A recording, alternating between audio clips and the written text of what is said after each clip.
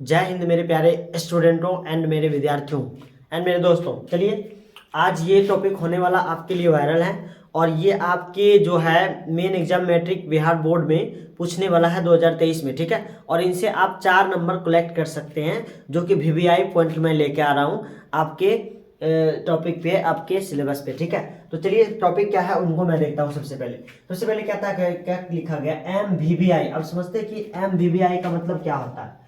एमवीबीआई का मतलब होता है मॉडल वेरी वेरी इंपॉर्टेंट। क्या होता है? Model very very important. अब देखिए क्या है, यूक्लिड विभाजन प्रमेय का एल्गोरिथ्म।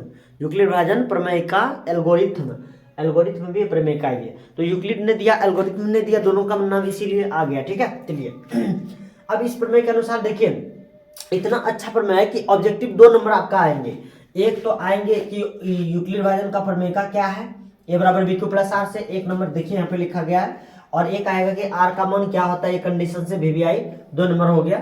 और एक ये क्वेश्चन आएंगे कि 2 नंबर का निम्न में से निम्न संख्याओं का एचसीएफ निकालिए एल्गोरिथ्म के प्रमेय का से, या एल्गोरिथ्म के क्या बोलते हैं, विभाजन यूक्लिड के प्रमेय का से। ठीक है, यूक्लिड विभाजन प्रमेय का से या यूक्लिड विभाजन एल्गोरिथम से निकालिए। तो सबसे पहले इस प्रमेय को समझिए। अगर ये प्रमेय आप समझ जाते हैं तो आपको सवाल याद करने की कोई जरूरत नहीं पड़ेगी। और हम कहते हैं कि इस टॉपिक को इतने अच्छे समझिए, इतने से समझिए ताकि आपको याद करने की जरूरत ना पड़े। ठीक है, तो चलिए कहता है कि इस प्रमेय के अनुसार यदि 2 धनात्मक पूर्णांक, क्या, इस प्रमेय के अनुसार यदि 2 धनात्मक पूर्णांक ए और बी हो तो उनमें 2 पूर्णांक जो है उपस्थित रहता है। 2 पूर्णांक कौन सा उपस्थित रहता है?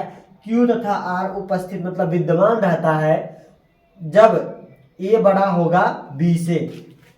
ध्यान दीजिए, जब ए बड़ा होगा बी से तब कहता कि यूक्लिड ने कहा कि ए बराबर होता है बी क्यू प्लस आर। देखिए ए बी दिया हुआ है और क्यू आर जो है उपस्थित हुआ है। ठीक है, ये जैसे ये देख लीजिए, मैं बता रहा हूँ, ए बी दिया हुआ था, यहाँ देखिए ए बी दिया हुआ है तो कहता है कि क्यू आर भी इसी में रहता है, गुना में क्यू रहता है और प्लस में क्या रहता है, आर रहता है। अब आगे देखिए मैं बताता हूँ कि ये 2 संख्या आपको खुद से सोचना पड़ेगा। ठीक है, और इससे आपको पूछता है, देखिए ए बराबर बी क्यू प्लस आर, और जहां कह रहा है कि आर का मान जो होगा 0 से लेकर बी से छोटका, आर का मान 0 से लेकर के अब बी से छोटका होने का मतलब ये हुआ, अगर बी का मान 5 कर दे, बी बराबर 5 कर दिया तो आर बराबर खुद कह सकते हैं आप कि 0 होगा, 1 होगा, 2 होगा, 3 होगा और 4 होगा, क्योंकि 5 से छोटा ही होगा, बी से छोटा।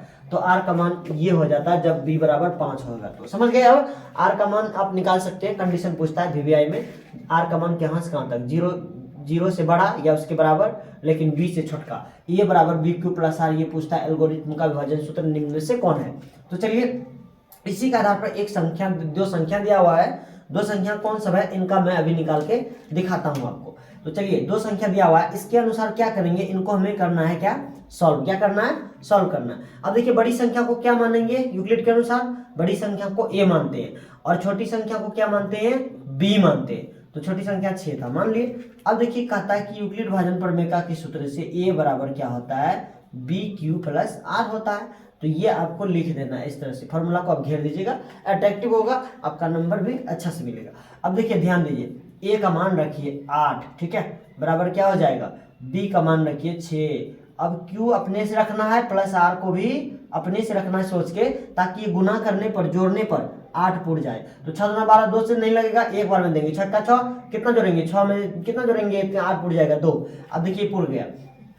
अब देखिए आगे क्या कहा कि देखिए कि जब हमारा नहीं आता, आर का मान जब 0 नहीं आता, इस स्थिति में आर का मान जब 0 नहीं होता तो आर का मान 0 पुराने के लिए इस प्रक्रिया को बार बार दोहराते हैं। तो दोहराने का सबसे पहला नियम क्या है कि बी को ए बनाते हैं। क्या बनाते हैं?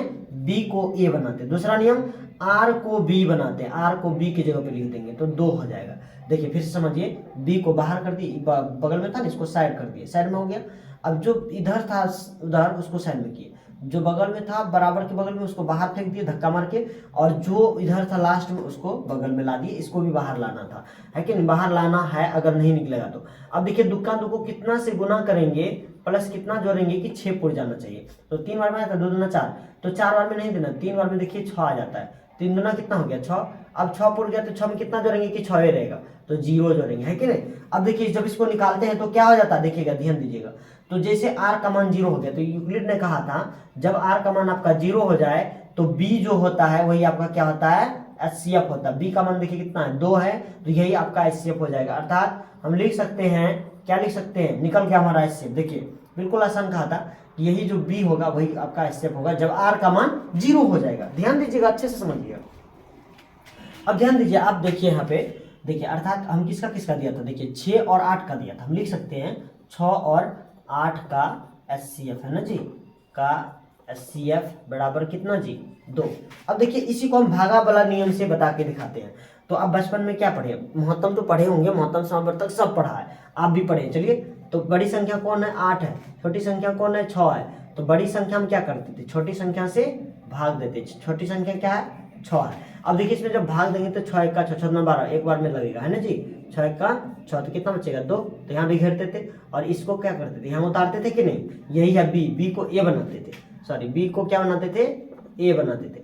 अब देखिए 2 का 2 2 तिया कितना, 6 आ गया। देखिए 2 तिया 6 कट गया।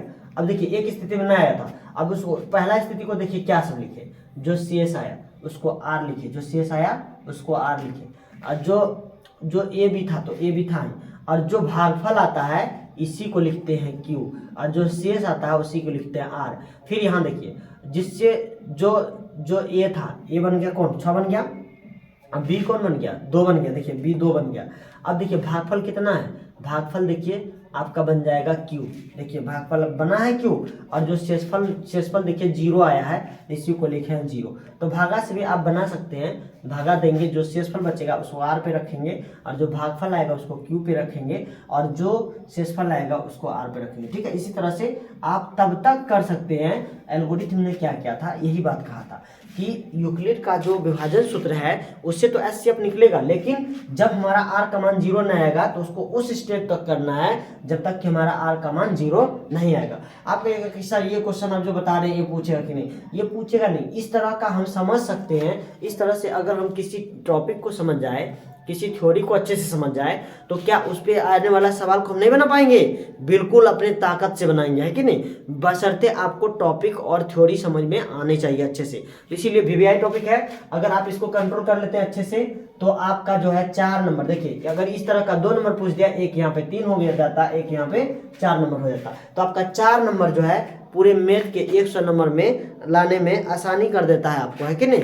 तो इसीलिए कहते हैं कि आप कोई भी टॉपिक मेरे वीडियो के माध्यम से पढ़िएगा तो पहले सबसे पहले थ्योरी को क्लियर करेंगे, और थ्योरी जैसे क्लियर हो जाएगा तो आप कोई भी सवाल आसानी से सरलतापूर्वक बना सकते हैं। ठीक है, और आपको सबसे पहली बात बता दूं कि अगर आप मेरे चैनल पर नया है तो मेरे प्यारे स्टूडेंट्स, तो सबसे पहले आप मेरे चैनल को सब्सक्राइब कर ले, और अगर ये वीडियो आपको अच्छी लगी तो प्लीज़ लाइक करके अपने दोस्तों के साथ शेयर कर दीजिएगा, ताकि इस तरह से आपके दोस्त और आप सभी अपने जितने भी टीम है सब अच्छे से अच्छे नॉलेज पा करके और एग्जाम में गलती ना करने की कोशिश मैं करूँगा कि आपका एग्जाम में कम से कम गलती हो और ज़्यादा से ज़्यादा बेसिक कॉन्सेप्ट के साथ आप क्वेश्चन को क्लियर। अगले चैप्टर में, अगले अध्याय में मैं फिर लेके आ रहा हूँ, इसीलिए मेरे चैनल को जल्दी से सब्सक्राइब कर दीजिए, बेल आइकन दबा दीजिए, ताकि इसी तरह का नोटिफिकेशन सबसे पहले आपके वीडियो आपके मोबाइल में पहुंचता रहे।